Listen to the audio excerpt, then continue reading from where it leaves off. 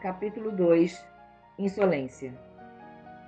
O amadurecimento dos homens, dos povos, das nações, se dá lenta e gradualmente, à custa de hercúleos esforços em sublimes e indizíveis sacrifícios. Aos 18 anos, Francisco Solano Lopes foi promovido a general por seu pai, o ditador Carlos Solano Lopes, tornando-o mais tarde ministro do Exército e da Marinha. Meses à frente, como representante do governo paraguaio, fora recebido com pompa de estadista pelo monarca do Brasil. Na oportunidade, o jovem representante do governo deixou transbordar de sua altivez a insolência na ambição que o caracterizou. Em viagem oficial ao continente europeu, em 1853, foi recepcionado pela Rainha Vitória da Inglaterra e em 18 de setembro por Napoleão III, sobrinho de Bonaparte.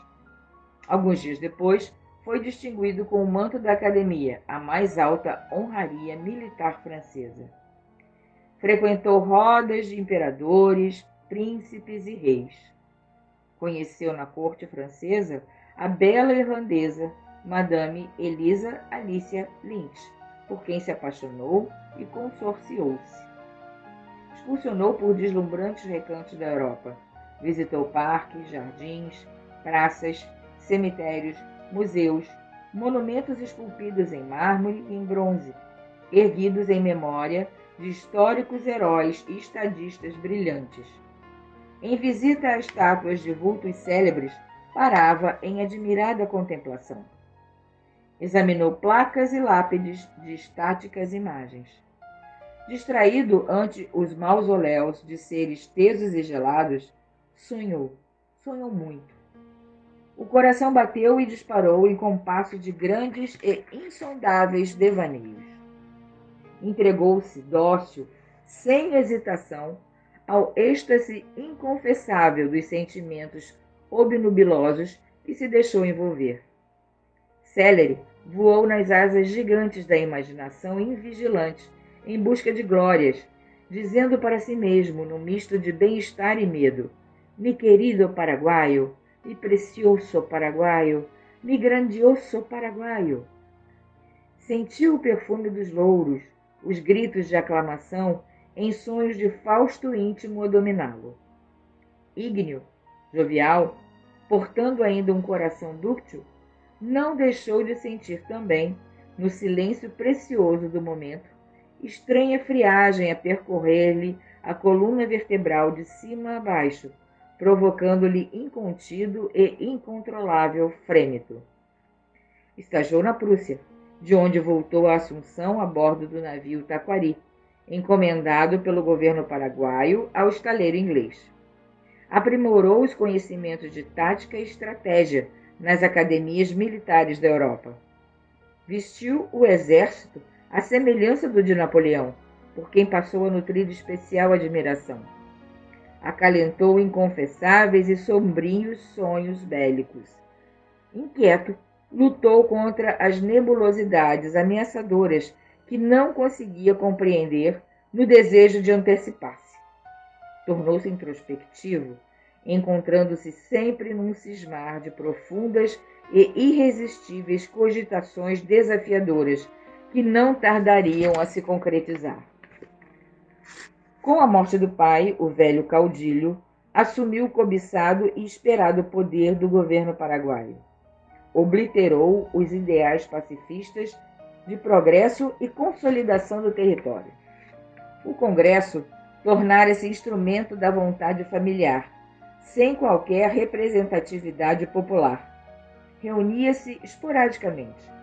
Quando convocado a participar das grandes decisões, somente ratificava as deliberações tomadas pelos mandatários de acordo com camuflados interesses particulares, pessoais ou de grupos. Não obstante o sistema, o governo paraguaio prosperou com relativa independência econômica, destacando-se pelas peculiaridades do continente. Preocupado com a educação de uma nação que pretendia fosse de vanguarda, mandou aproximadamente 4 dezenas de jovens estudar nas universidades, do velho continente. Rasgou estradas, integrando o interior do território ao centro de decisões. Incrementou a propaganda governamental e iniciou o trabalho de autoestima da população. Incentivou o consórcio entre brancos e guaranis. Contemplou com benesses extras a soldadesca e os funcionários do governo, visando a expansão demográfica e a integração territorial. Rapidamente, o espírito aparentemente pacifista deu lugar aos anseios e aspirações beligerantes, inconfessáveis, que secreta e silenciosamente amadurecia. Concretizou-os com a montagem e armazenagem de aquisição do material bélico em quantidade suficiente para estremecer e ensanguentar a conturbada bacia platina. Potencializou no sul o dantesco espetáculo em trágico e sangrento horror. O infantil sonho político expansionista de um paraguaio maior, adentrando ao território mais ao norte da Argentina. Ao norte do Uruguai, a Mato Grosso, com o Rio Grande do Sul abrindo acesso ao Oceano Atlântico. Esse era o objetivo bélico do ditador, com o propósito de dar continuidade ao surto de progresso econômico do Paraguai, grande e independente. Alegou preocupar-se com as recentes e bem-sucedidas intervenções da coroa brasileira junto aos vizinhos. O Brasil imiscuía-se nos assuntos de política interna da região. Derrubava e fazia presidentes. Por isso, Lopes ultimou o governo brasileiro a não intervir nos assuntos internos efervescentes no Uruguai entre blancos e colorados. O governo imperial não se intimidou às determinações do jovem ditador e não se negou a atender às solicitações dos líderes do Partido Colorado da República Oriental. Ajudou a depor Afanásio Aguirre, do Partido Blanco, e empossou Venâncio Flores. Ante a imposição da vontade brasileira em Montevidéu, o governo paraguaio, sem razão, sentia-se ameaçado em sua segurança pela hegemonia política na Bacia do Prata. Com a justificativa desculpista de ver fechada a entrada e saída de suas embarcações pelo Rio Paraná, por onde escoava sua produção exportadora, desnudou-se com um agressivo e lamentável precedente de invasão. Revelou, com a atitude hostil, as desmesuradas ambições de conquistas de navegação definitivas até Porto Alegre. Para a efetivação desse propósito, contou com o apoio dos descontentes e incoerentes da política argentina e uruguaia.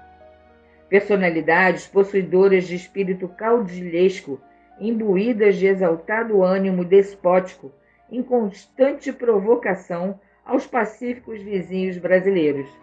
Pasmem! Exército pronto, preparado e armado, de acordo com o conhecimento que recebera nos cursos militares que fizera na Europa, entendeu que a hora havia chegado. Acreditou. 2 torpedeiros encomendados aos estaleiros da França e da Inglaterra, que se encontrava em fabricação, foram entregues. Sob o regime de lei marcial, com o qual governou sistematicamente, arrastou seu povo à terrível crueldade e nefanda aventura de martírio, derramamento de sangue e dor. Os vizinhos de colonização espanhola, inegavelmente, dispensavam aos vizinhos brasileiros uma indisfarçável hostilidade. Reviviam no continente sul-americano as adversidades raciais da velha e distante Europa. Lopes tentou levar as nações do Cone Sul a voltar olhares com desconfiança à vaidosa supremacia da arrogante política externa imperial, vigente e exposta no continente. Impulsivo, excitado pelo potente arsenal bélico que conseguiu acumular, imaginou deter as condições táticas, estratégicas e de logísticas para o deslocamento contra as nações amigas. acreditou contar com pessoal bem preparado para iniciar o evento macabro. Com o inimigo perfeitamente caracterizado pela abundante propaganda governamental ufanosa, respaldou-se na contratação de oficiais mercenários inescrupulosos. Realimentou contumaz a mente febril, povoada de obscuridades tenebrosas. Desejou colocar em ação os navios de guerra recém-comprados na Europa e iniciou a ignominiosa invasão aos países limítrofes ao sul, ao avançar inclemente na ofensiva sanguinária. Poder, fama, ilusão efêmera, imaturidade dos mortais.